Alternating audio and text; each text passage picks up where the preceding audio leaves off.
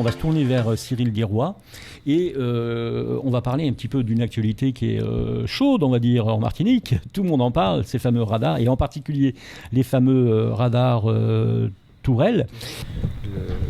Les premiers radars ont été installés en 2005, Oui. et, notamment sur la Rocade. Les deux radars de la Rocade sont parmi les 6 premiers radars installés en Martinique. Voilà. Et on dira que cette première phase d'installation a duré globalement jusqu'à 2014, D'accord. avec des équipements sous la forme que nous connaissions jusqu'alors, en fait, que gèrent les forces de l'ordre. Bien sûr. Voilà.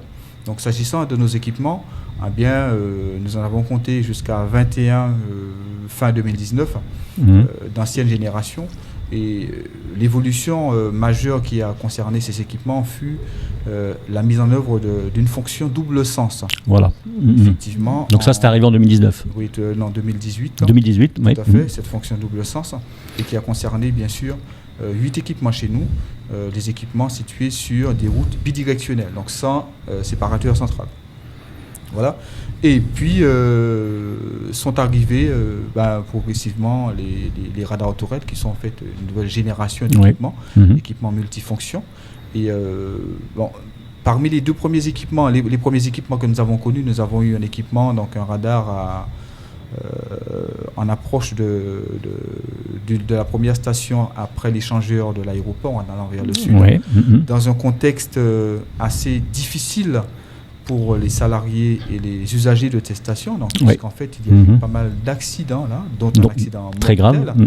Et puis au nombre des solutions donc recherchées et identifiées, nous avons proposé la mise en place d'un radar qui a été implanté fin 2020.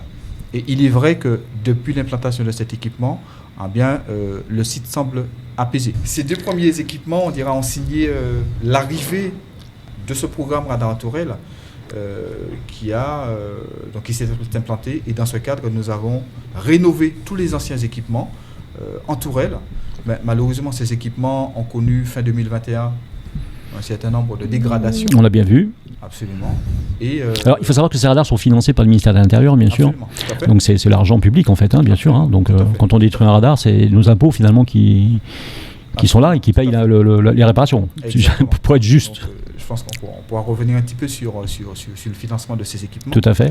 Et depuis quelques semaines, enfin grosso modo un bon mois même, un peu plus, nous avons remis en état la totalité du parc, y compris l'équipement qui a véritablement attiré l'attention, c'est celui qui se trouve sur la Rocade. Là. Oui, bien sûr. Absolument. Ouais. Et aujourd'hui, nous avons 23 équipements, tous opérationnels.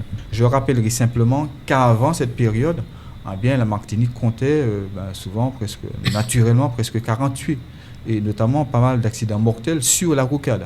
Et c'est vrai que nous avons connu, on dirait, une corrélation donc assez facilement définie entre la montée en puissance du programme radar tourelle et puis le recul de l'accidentalité routière.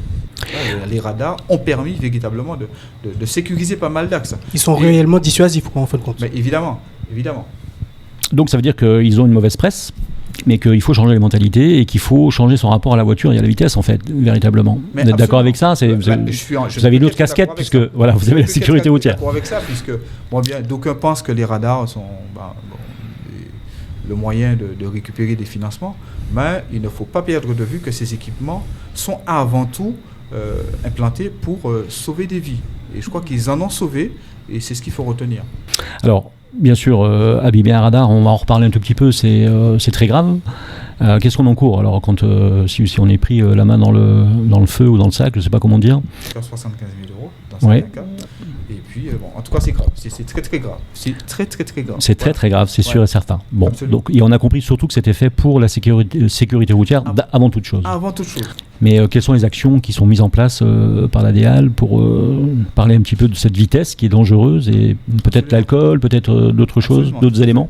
Absolument, puisqu'en fait, la sécurité routière comprend plusieurs dimensions. Donc nous avons cette dimension contrôle-sanction, mais nous avons aussi cette dimension sensibilisation, formation. Et cela, nous la mettons en œuvre via un réseau de partenaires. des partenaires qui peuvent être des services de l'État, qui peuvent être EDF, donc qui est un partenaire de proie d'ailleurs dans le sujet. Xavier Fichot qui va vous répondre au titre du risque routier professionnel. Voilà, nous travaillons avec EDF sur le sujet.